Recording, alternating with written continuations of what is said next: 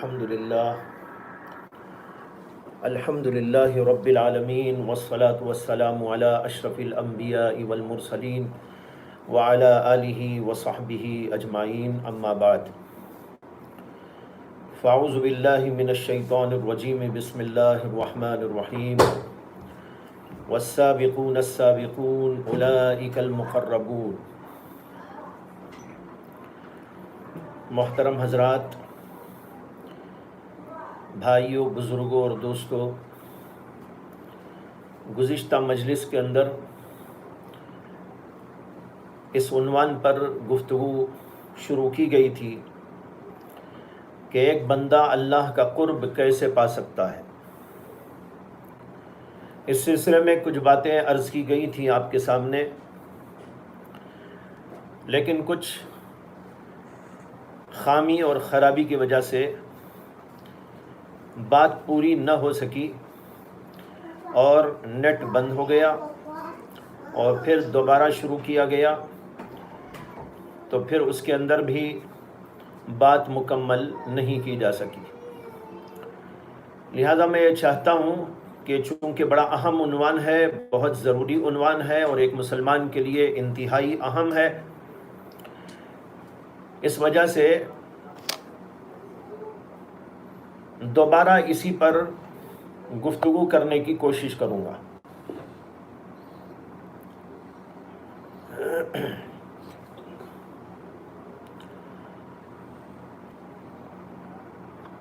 جو عنوان ہے وہ یہ ہے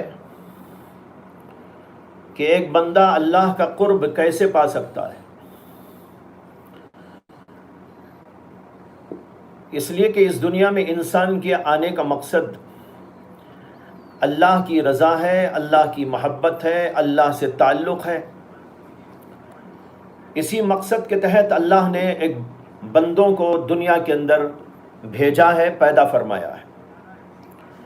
اس دنیا کے اندر آنے کے بعد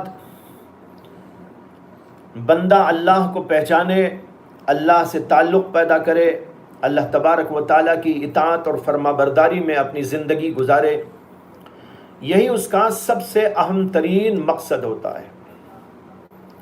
اگر اس مقصد میں انسان کامیاب ہو گیا تو اس کا مطلب یہ ہے کہ وہ کامیاب انسان ہے، اور اس کے اندر وہ کامیاب نہ ہوا تو اس کا مطلب یہ ہے کہ وہ سب سے زیادہ ناکام انسان ہے۔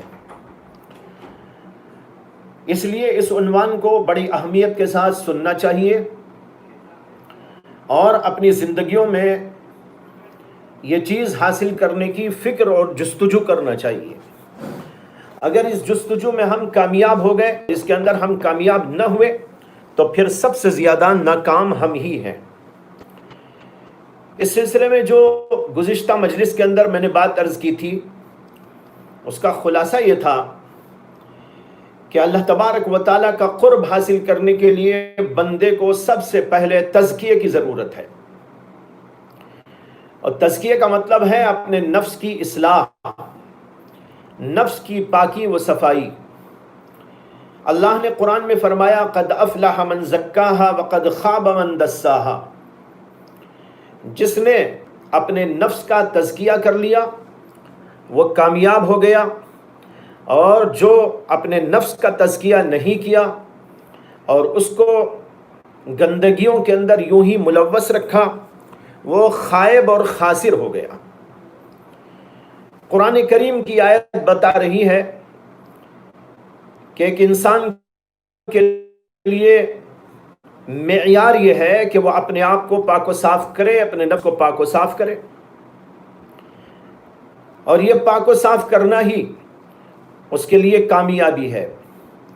لہٰذا ایک بندہ اللہ کا قرب پانے کے لیے، اللہ تبارک و تعالیٰ کی محبت پانے کے لیے، اللہ کی معرفت پانے کے لیے سب سے اہم ترین کام جو کرے وہ یہ ہے کہ اپنے نفس کی اصلاح کرے۔ اس لیے کہ اصلاح نفس پاکی کا نام ہے، تزکیہ نفس نفس کی پاکی کا نام ہے۔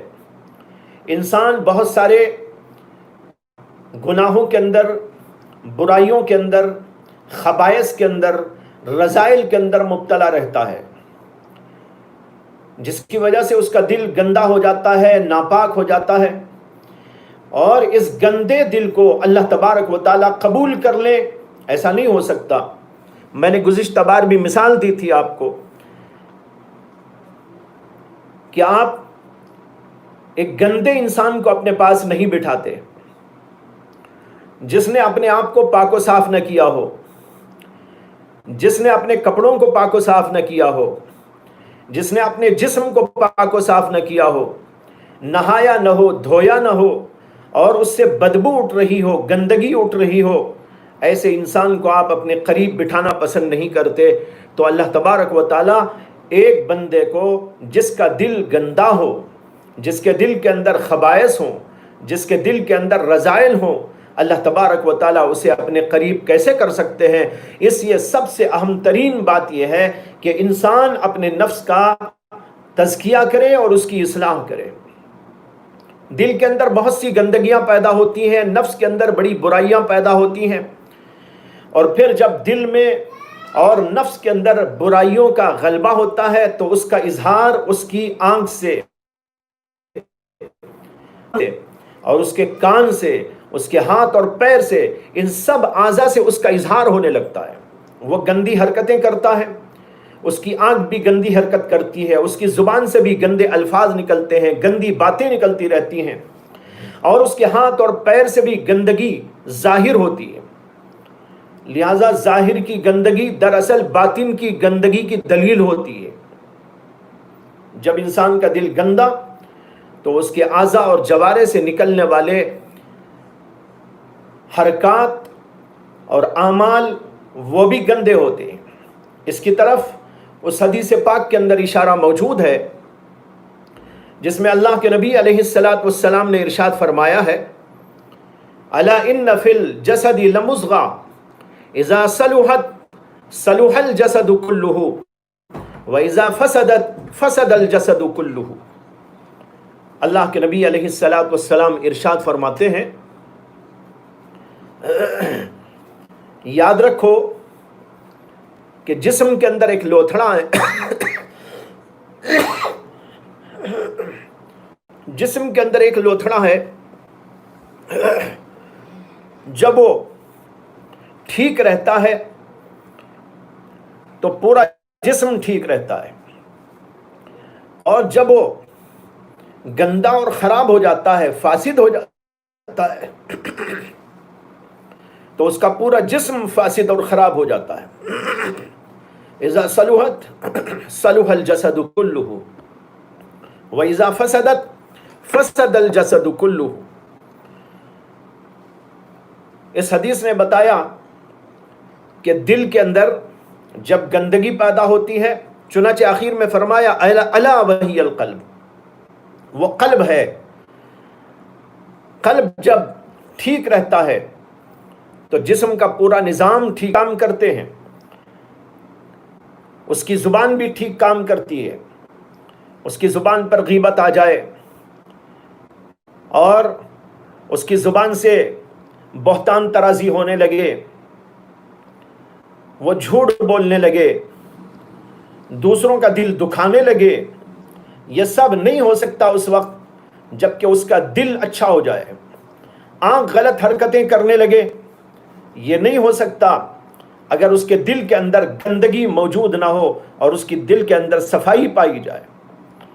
تو خلاصہ یہ ہے کہ دل کی پاکی و صفائی انتہائی ضروری ہے، اور دل کی پاکی و صفائی سے انسان کے اعضاء اور جوارے بھی ٹھیک ٹھیک کام کرتے ہیں، صحیح طور پر کام کرتے ہیں، ورنہ تو ان سارے اعضاء اور ان سارے جوارح سے غلطیاں ہونے لگتی ہیں، گناہ ہونے لگتے ہیں، برائیاں ہونے لگتی ہیں۔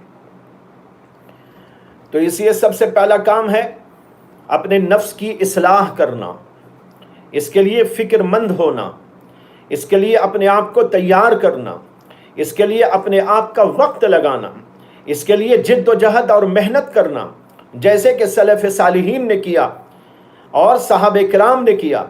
حضرات صحابہ کرام کے دل میں رتی برابر کوئی برائی پیدا ہوتی، اللہ کے نبی علیہ الصلاۃ والسلام کی خدمت میں جا کر اس کی صفائی کر لینے کی کوشش کرتے تھے۔ جب ان کے اعضاء سے کوئی گناہ سرزد ہوتا تو اس کو بھی پاک و صاف کر لینے کے لیے کوششیں کیا کرتے تھے۔ بہت سارے واقعات کتب احادیث کے اندر موجود ہیں۔ اسی طرح حضرات سلف صالحین کا طرز رہا کہ سلف صالحین بھی جب دیکھتے تھے کہ اپنے اندر کوئی برائی پیدا ہو رہی ہے فوراً رجوع کرتے تھے، اپنے اکابر کے پاس جاتے، اپنے اساتذہ کے پاس میں جاتے، اپنے مشائخ کے پاس میں جاتے اور اس دل کی بیماری کو، گندگی کو دور کرنے کی کوششیں کرتے تھے۔ یہ اس لیے ہے کہ بغیر کوشش اور محنت کے یہ چیز نکل نہیں سکتی۔ اسی لیے قرآن کریم کے اندر فرمایا گیا ہے وَالَّذِينَ جَاهَدُوا فِينَا لَنَهْدِيَنَّهُمْ سُبُلَنَا، جو ہمارے راستے میں محنت کرتا ہے، جو ہمارے راستے میں جد و جہد کرتا ہے۔ علماء کہتے ہیں جہاد دو قسم کا ہوتا ہے، ایک جہاد مع الکفار ہے اور ایک جہاد مع النفس ہے۔ جہاد مع الکفار، کافروں کے ساتھ جہاد، جب کافر آپ کے دین میں رکاوٹ پیدا کرے، آپ کو اللہ کے دین پر چلنے نہ دیں، آپ کی مسجدوں میں رکاوٹ پیدا کریں اور دینی باتوں کو جو ہے چلنے نہ دیں، تو ایسی صورت کے اندر جہاد ہوتا ہے، اس کو کہتے ہیں جہاد مع الکفار۔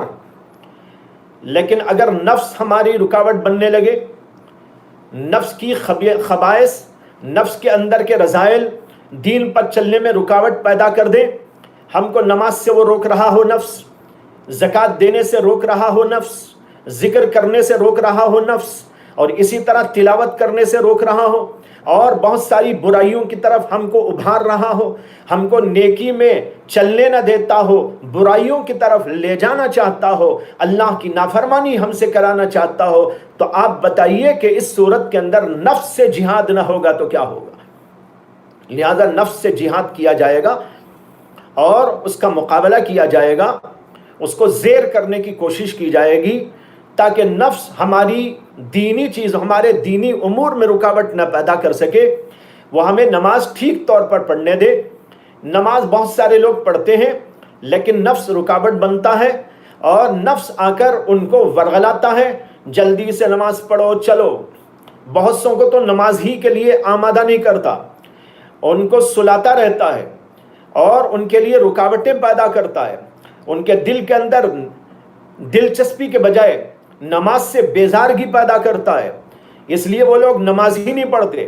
جب نماز ہی نہیں پڑھتے تو پھر ظاہر ہے کہ ایسے لوگوں کو اپنے نفس کے خلاف کھڑا ہونا پڑے گا اور جہاد کرنا پڑے گا کہ میرا نفس کیوں مجھے نماز سے روکتا ہے، میرا نفس کیوں مجھے نماز ٹھیک طور پر پڑھنے نہیں دیتا، میرا نفس کیوں مجھ کو میرے اندر رکاوٹ پیدا کر رہا ہے، مجھے چاہیے کہ میں اس کا مقابلہ کروں۔ یہ ہے جہاد مع النفس۔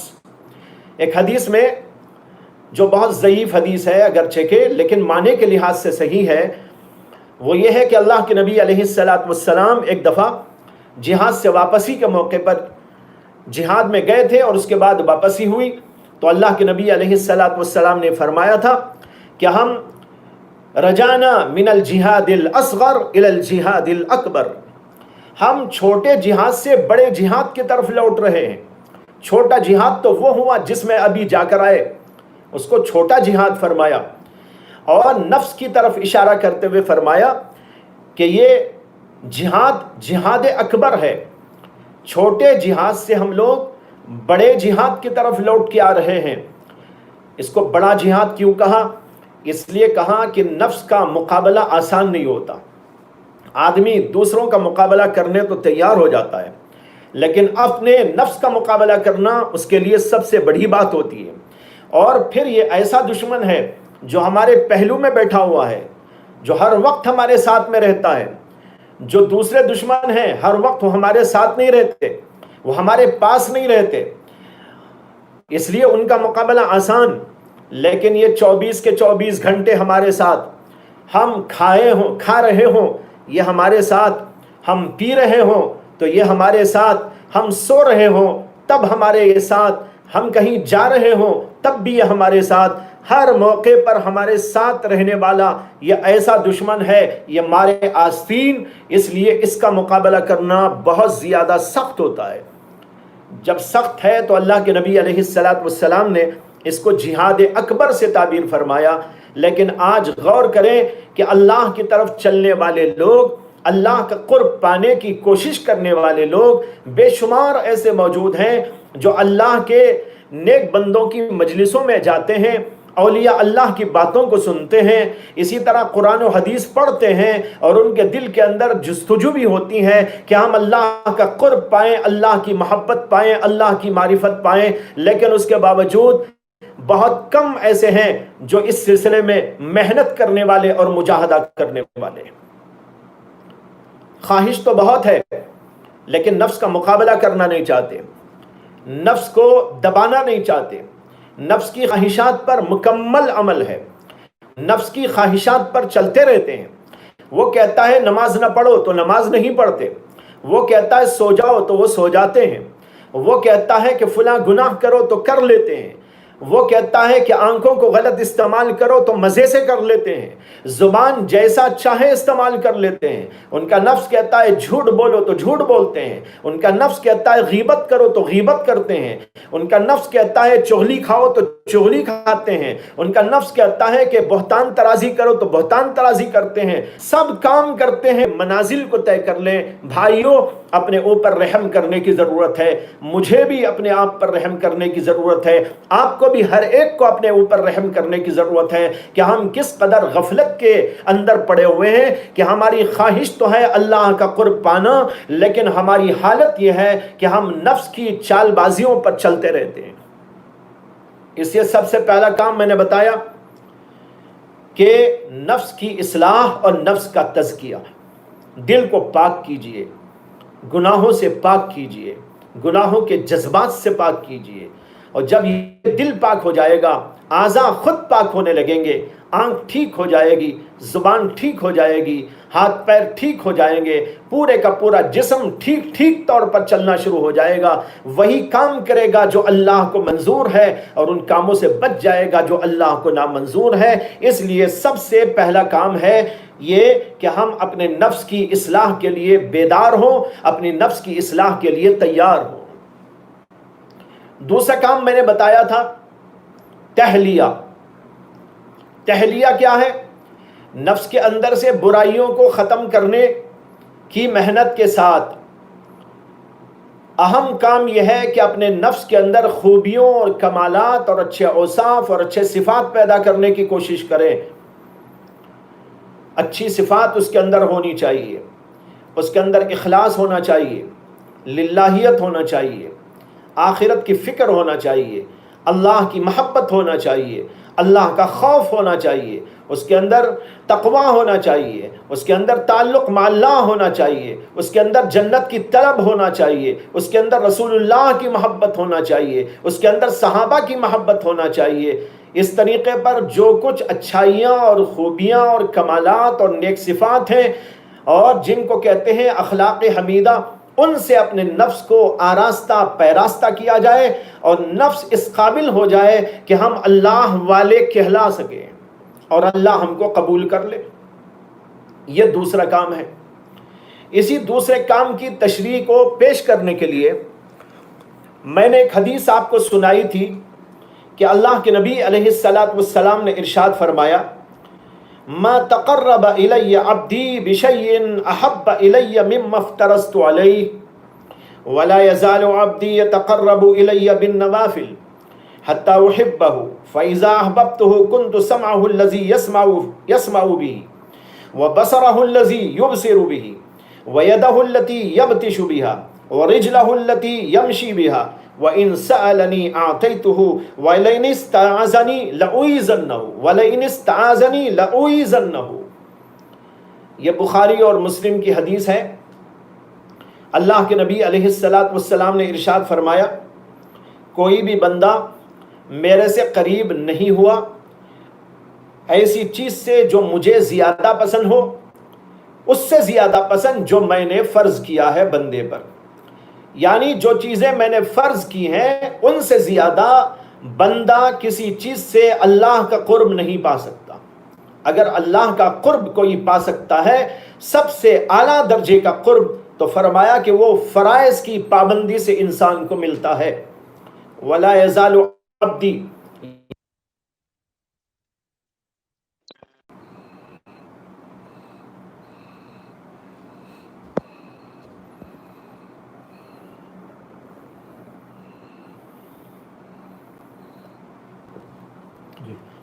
بہت سارے لوگ یہ سمجھتے ہیں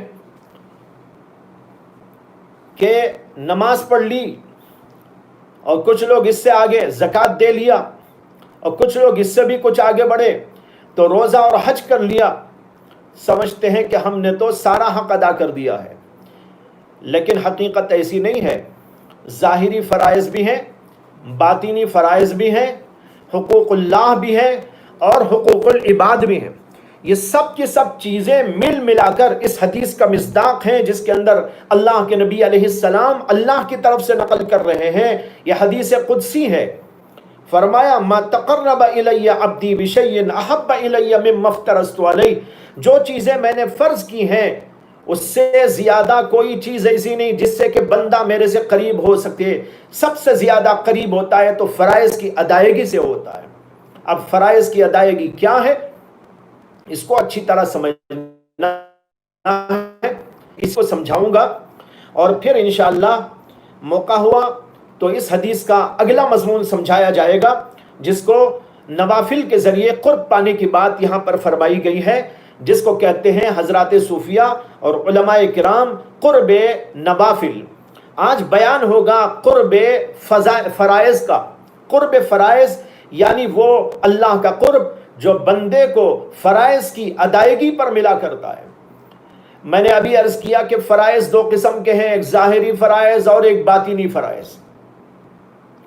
پھر میں نے کہا کہ فرائض اور اعتبار سے بھی دو قسم کے ہیں، ایک وہ فرائض جن کا اللہ سے تعلق ہے، ان کو حقوق العباد، حقوق اللہ کہا جاتا ہے، اور دوسرے وہ ہیں جن کا بندوں سے تعلق ہے اور ان کو حقوق العباد کہا جاتا ہے۔ یہ سب کی سب چیزیں اس کے اندر داخل ہو گئی۔ اب یہاں سارا مسئلہ صاف ہو گیا اور ان لوگوں کی غلط فہمی دور ہو گئی جو صرف نماز روزے تک اس کو محدود سمجھتے ہیں اور اس کے سب اس کی پابندی کر دی۔ نماز کو پڑھ لیا، حج پر حج بھی کر لیا، لیکن بہت سارے وہ حقوق ضائع کر دیے جو بندوں سے متعلق ہیں۔ اس آدمی کو اللہ کا قرب کیسے ملے گا؟ تو معلوم ہوا کہ ان سب چیزوں کو پابندی کے ساتھ ادا کرنے کا نام دراصل قرب فرائض ہے۔ جب بندہ ایک طرف اللہ کے حقوق کو ادا کرے اور دوسری طرف بندوں کے حقوق کو بھی ضائع ہونے نہ دے بلکہ تمام بندوں کے حقوق کو بھی پابندی کے ساتھ میں ادا کرے، تب جا کر یہ مقام حاصل ہوتا ہے جس کو اس حدیث کے اندر بتایا گیا ہے، سمجھایا گیا ہے کہ قرب فرائض نصیب ہوتا ہے۔ میں نے عرض کیا ابھی آپ کے سامنے کہ ایک ہے وہ فرائض ظاہر سے تعلق رکھتے ہیں، اس کو ہم لوگ جانتے ہیں، نماز ہے، روزہ ہے، حج ہے، زکوٰۃ ہے۔ اسی طریقے پر فرائض کے اندر واجبات بھی داخل ہیں جیسے قربانی ہے۔ یہ عبادات کی قبیل کی چیزیں ہیں۔ عبادات کے علاوہ کچھ دل سے تعلق رکھنے والی چیزیں ہیں، جیسے میں نے گزشتہ بھی عرض کیا تھا، اخلاص ہے۔ اخلاص فرض کے درجے کی چیز ہے۔ اگر اخلاص نہ رہا تو بندے کی نماز ہی قبول نہیں ہوتی۔ تو معلوم ہوا کہ بندے کی نماز قبول ہونے کی شرط ہے کہ اس کے اندر اخلاص ہو، للہیت ہو۔ اسی طریقے پر توکل کا ہونا، اعتماد علی اللہ کا ہونا، یقین کامل کا ہونا، تعلق مع اللہ کا ہونا، خوف اور خشیت کا ہونا، تقوی کا ہونا، صبر کا ہونا، شکر کا ہونا، یہ سارے کے سارے فرائض کے درجے کی چیزیں ہیں۔ جیسے کہ اپنی جگہ پر اس کی تفصیلات علماء نے کتابوں کے اندر لکھی ہیں۔ تو معلوم ہوا کہ یہ ساری چیزیں اختیار کرنے کی ہیں۔ صرف ظاہری فرائض کو ادا کر دینے پر یہ مقام نہیں مل سکتا قرب کا جو یہاں بیان کیا گیا۔ اس کے ساتھ یہ دوسری چیزیں جس کو میں نے عرض کیا باطنی فرائض، اس کی طرف بھی ہم کو توجہ دینے کی ضرورت ہے۔ بہت سارے لوگ تو ظاہر کے فرائض میں بھی کوتاہی کرتے ہیں، ان کو چاہیے کہ سب سے پہلے اس کا اہتمام کریں۔ پھر اس کے ساتھ جو لوگ نماز روزہ وغیرہ کی پابندی تو کرتے ہیں لیکن اخلاص کی کمی ہے، خشوع خضوع کی کمی ہے، اور اس کے علاوہ خوف کی کمی ہے، خشیت کی کمی ہے، تقوی کی کمی ہے، صبر کی اور شکر کی کمی ہے، اعتماد علی اللہ کی کمی ہے. ان کمیوں کو دور کرنے کی کوشش کریں. یہ بھی سارے کے سارے فرائض کے درجے کی چیزیں ہیں. بہت سارے لوگ اس طرف توجہ ہی نہیں دیتے، اللہ کا خوف ہی نہیں ہے دل میں، لیکن اطمینان سے ان کو نیند آ رہی ہے، اطمینان سے کھانا کھایا جا رہا ہے، اطمینان کے ساتھ دنیا کے کام ہو رہے ہیں، دل کے اندر اللہ کا خوف نہیں اور دل کے اندر اللہ کی محبت بھی نہیں جیسی محبت کے ہونی چاہیے. لیکن بندہ فکر نہیں کر رہا ہے کہ میرے اندر فرائض کی یہ کمی ہے، مجھے چاہیے کہ میں ان فرضوں کی ادائیگی کے لیے کوشش کروں اور اس کے راستوں کو تلاش کروں. میرے اندر تقوی کی کمی ہے، تقوی میرے اوپر فرض تھا، لیکن تقوی کی کمی کو دور کرنے کے لیے مجھے کیا اسباب اختیار کرنا چاہیے اور کن کن چیزوں کو اختیار کر کے مجھے یہ مقام مل سکتا ہے، اس کی کوئی فکر اور کوئی توجہ نہیں ہوتی. تو پھر اللہ کے قرب کا سوال کیا پیدا ہوتا ہے ایسے بندوں کے متعلق جو بندے کہ کبھی اس کی فکر بھی نہیں کرتے. بہت سارے طلبہ مدارس میں پڑھتے ہیں، بہت سارے طلبہ مدارس سے پڑھ کر فارغ بھی ہو جاتے ہیں، فارغ ہونے کے بعد پڑھنے و پڑھانے میں بھی لگ جاتے ہیں، لیکن اس کے باوجود تقوی کی کمی ہے. آنکھ غلط استعمال ہو رہی ہے، زبان غلط استعمال ہو رہی ہے، کان غلط استعمال ہو رہے ہیں، ہاتھ پیر غلط استعمال ہو رہے ہیں. ان کو کوئی فکر اس بات کی نہیں ہے کہ ہمارے اندر تقوی کی کمی ہے اور یہ میرے اوپر فرض تھا. اللہ نے کئی جگہ قرآن کے اندر امر فرمایا ہے، اتقوا اللہ اتقوا اللہ اتقوا اللہ، یا ایھا الذین آمنوا اتقوا اللہ وکونوا مع الصادقین، یا ایھا الذین آمنوا اتقوا اللہ حق تقاتہ ولا تموتن الا وانتم مسلمون، یا ایھا الذین آمنوا اتقوا اللہ ولتنظر نفس ما قدمت لغد واتقوا اللہ. دیکھیے ایک ہی آیت میں 2 دفعہ اللہ نے تقوی کا حکم دیا. ایک ہی آیت شروع میں بھی کہہ رہے یا ایھا الذین آمنوا اتقوا اللہ، پھر کہتے ہیں وَلْتَنْظُرْ نَفْسٌ مَا قَدَّمَتْ لِغَدْ وَاتَّقُوا اللَّهَ، پھر دوبارہ وَاتَّقُوا اللَّهَ کہا. کتنی اہمیت ہے، اور بار بار تاکید کے ساتھ قرآن میں اس کو دہرایا گیا ہے. معلوم ہوا بڑا اہم ترین فرض، لیکن اس فرض میں جو کوتاہی ہو رہی ہے اس کی طرف کوئی دھیان نہیں. یہ بھی ہمارے اوپر فرض تھا لیکن اس فرض کو ہم نے حاصل نہیں کیا. تو یہ درجہ تقرب اللہ کیسے حاصل ہو سکتا ہے؟ صرف نماز پڑھ لینے سے، یا صرف زکوٰۃ دے لینے سے، یا صرف روزہ رکھ لینے سے، یا اور کچھ عبادات کے انجام دے لینے سے. یعنی ظاہری عبادات تو انجام دے لی، لیکن جو باطنی فرائض تھے اور باطنی عبادات تھی ان کی طرف ہماری توجہ نہ ہوئی اور اس کو حاصل کرنے کی فکر نہ ہوئی. یہ 2 چیزیں ہوئی. اور پھر میں نے بتایا تھا ایک ہے حقوق اللہ اور ایک ہے حقوق العباد. یہ بھی فرض. حقوق اسی چیز کو کہتے ہیں جو فرض ہو، جو فرض نہ ہو وہ حق نہیں ہوا کرتا. حق اسی کو کہتے ہیں جو کسی کے لیے ضروری ہو، کسی کے لیے ضروری طور پر ثابت ہو. جو چیز اللہ کے لیے ضروری طور پر انجام دینا ہے اس کا نام ہے حقوق اللہ. اور جو چیزیں بندوں سے متعلق ہمارے اوپر ضروری قرار دے دی گئی ہیں ان کا نام رکھا گیا ہے حقوق العباد. یہ بھی فرض درجے کی چیزیں ہیں.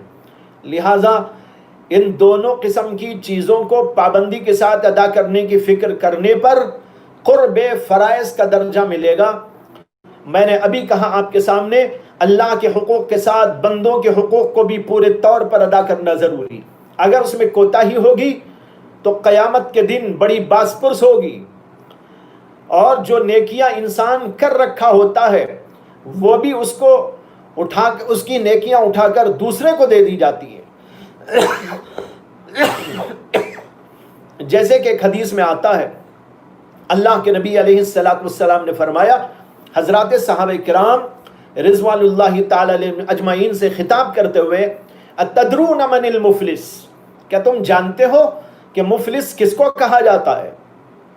حضرات صحابہ نے کہا مفلس اس کو کہتے ہیں جس کے پاس درہم و دینار نہ ہو، جس کے پاس فلوس نہ ہو وہ مفلس. اللہ کے نبی علیہ الصلوۃ والسلام نے فرمایا کہ میں یہ نہیں کہہ رہا ہوں.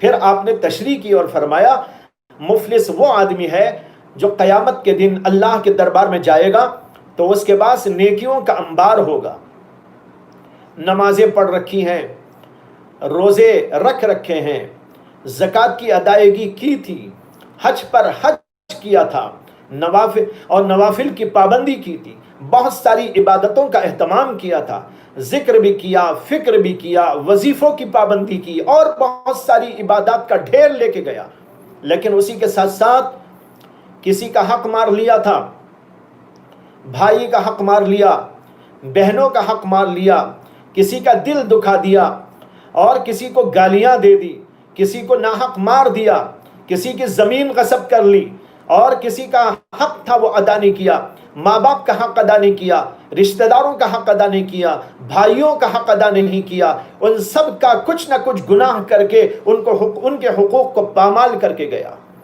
جب وہ قیامت میں جائے گا تو سارے وہ لوگ جن کے حقوق کو اس نے پامال کیا ہوگا، ضائع کیا ہوگا، وہ اللہ کے دربار میں آ کر اس کی شکایت کریں گے اور اپنے حق کا مطالبہ کریں گے. اور اللہ تعالیٰ فرمائیں گے فرشتوں سے کہ اس کی نیکیاں اٹھا اٹھا کر ان کو دے دو جو مانگنے والے ہیں.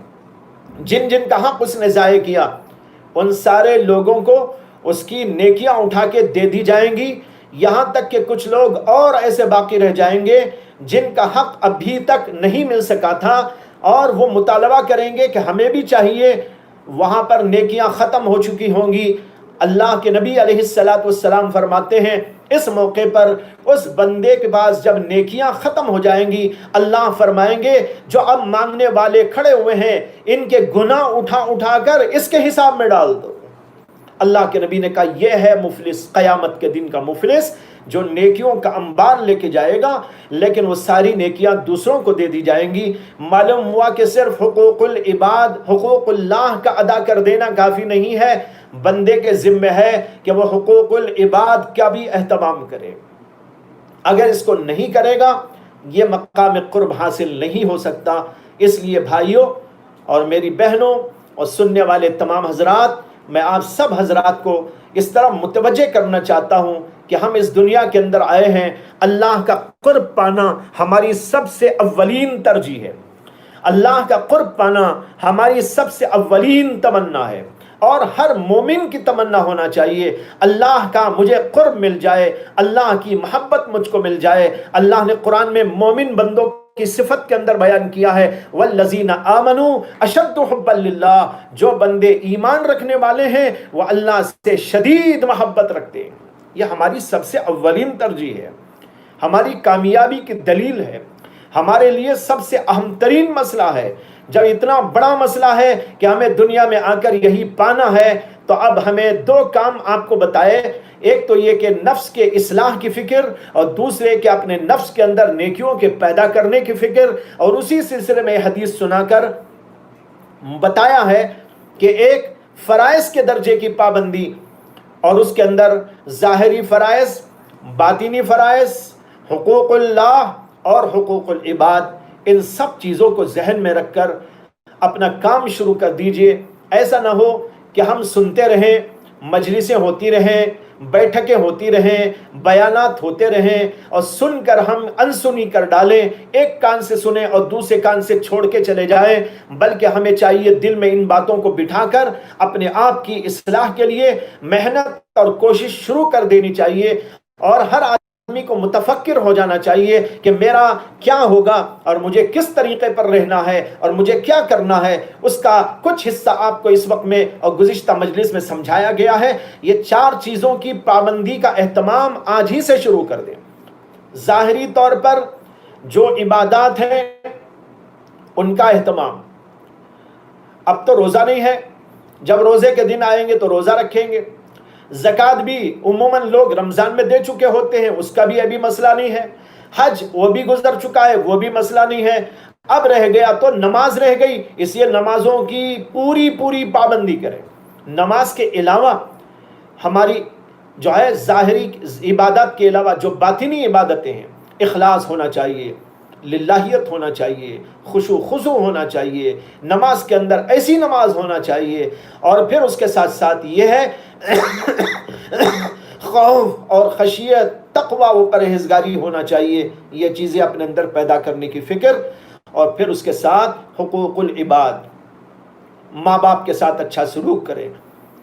ہر آدمی اپنے ماں باپ کو پیار کی نگاہ سے دیکھے، عظمت کی نگاہ سے دیکھے، ان کی خدمت کو اپنے لیے باعث نجات سمجھے، اور ان کی خدمت کرنے کو اپنے لیے باعث ترقی سمجھے۔ دنیا کے اندر بھی ترقی ہے، آخرت کے اندر بھی اس کے لیے ترقی ہے۔ اسی طریقے پر رشتہ داروں کے ساتھ اچھا سلوک کرے، پڑوسیوں کے ساتھ اچھا سلوک کرے، بھائیوں اور رشتہ داروں کے ساتھ اچھا سلوک کرے، اور جس کا بھی جو حق ہے وہ حق پورے طور پر ادا کرے، اور کسی کو نقصان نہ پہنچائے، کسی کی عزت پر نقصان نہ، کسی کے مال پر نقصان نہ ہو، کسی کی آبرو اور عزت پر نقصان نہ ہو، کسی کی جان کو کوئی تکلیف نہ ہو، اس کا پورا اہتمام کرتے ہوئے زندگی گزارنے کی فکر شروع کر دے۔ بس آپ یہ فکر کے اندر لگ جائیں گے اور کوشش شروع کر ڈالیں گے، تو اس کوشش کے شروع کرتے ہی قرب ملنا بھی شروع ہو جائے گا۔ اللہ تبارک و تعالیٰ کی طرف سے یہ بتایا گیا ہے، ایک حدیث میں نے گزشتہ بھی آپ کو سنائی تھی، اس حدیث کے اندر آتا ہے کہ اللہ تبارک و تعالیٰ فرماتے ہیں کہ من تقرب الی شبرا تقربت الیہ ذراعا ومن تقرب الی ذراعا تقربت الیہ بان ومن اتانی یمشی اتیتہ ہرولۃ۔ اللہ تعالیٰ فرماتے ہیں کہ جو بندہ میری طرف آتا ہے ایک بالشت، میں اس کی طرف کھنچ جاتا ہوں ایک ہاتھ کے برابر، اور جب بندہ میری طرف آتا ہے ایک ہاتھ تو میں اس کی طرف چل پڑتا ہوں دو ہاتھ لپک کر، اور جب بندہ میری طرف چل کے آتا ہے، رینگ کے آتا ہے، میں اس کی طرف دوڑ کے جاتا ہوں۔ کتنی پیاری حدیث ہے۔ اس حدیث سے معلوم ہوتا ہے کہ جو ہی بندہ اللہ کے قرب کو پانے کی کوشش میں لگتا ہے، اللہ بھی اسے قبول کرنا شروع کر ڈالتے ہیں، اور اللہ کی طرف سے زیادہ اس کو آگے بڑھانے کی کوششیں ہوتی ہیں۔ اس لیے بڑی ہمت کے ساتھ اور دلچسپی کے ساتھ اس مضمون کو سن کر اپنے دلوں میں بٹھائیں، اور پھر اس کے بعد عمل شروع کر دیں۔ اللہ تبارک و تعالیٰ سے دعا کرتا ہوں کہ اللہ تعالیٰ مجھے بھی، آپ کو بھی، سب کو توفیق عطا فرمائے، اور جو کچھ سنایا گیا اس سے زیادہ عمل کی توفیق عطا فرمائے۔ وآخر دعوانا ان الحمد للہ رب العالمین۔ اللہم صلی علی سیدنا مولانا محمد وعلی آل سیدنا مولانا محمد وبارک وسلم۔ ربنا آتنا فی الدنیا حسنة وفی الآخرة حسنة وقنا عذاب النار۔ ربنا لا تزغ قلوبنا بعد إذ هديتنا وهب لنا من لدنك رحمة انك انت الوهاب۔ اے اللہ جو کچھ سنایا گیا، جو کچھ سنا گیا، اس پر عمل کی توفیق عطا فرما۔ اے اللہ ہمیں اپنے قرب کے درجات عطا فرما۔ اے اللہ اپنی معرفت عطا فرما، اپنی محبت عطا فرما، خوف اور خشیت عطا فرما۔ اے اللہ تقوی کی زندگی عطا فرما۔ اے اللہ اپنے نبی علیہ السلام کی محبت والی زندگی عطا فرما۔ اے اللہ کے نبی کی سنتوں والی زندگی عطا فرما۔ اے اللہ جو بیمار ہیں انہیں شفائے عاجلہ کاملہ مستمرہ دائمہ عطا فرما۔ اے اللہ جو پریشان حال ہیں ان کی پریشانیوں کو دور فرما۔ اے اللہ جن لوگوں نے دعاؤں کی درخواست بھیجی ہے ان ساروں کی حاجتوں کو، ضرورتوں کو، ان کے مسائل کو اللہ حل فرما، ان کی حاجتوں کو پورا فرما۔ اے اللہ ہر ایک کو سکون اور راحت کی زندگی عطا فرما۔ اے اللہ دنیا میں جب تک زندہ رہیں دین اسلام کی زندگی عطا فرما۔ اے اللہ موت کے وقت ایمان اور کلمے کی موت عطا فرما۔ ربنا تقبل منا ما كان صالحا واصلح لنا ما كان فاسدا۔ ربنا تقبل منا انك انت السميع العليم وتب علينا انك انت التواب الرحيم۔ سبحان ربك رب العزة عما يصفون وسلام على المرسلين والحمد لله رب العالمين۔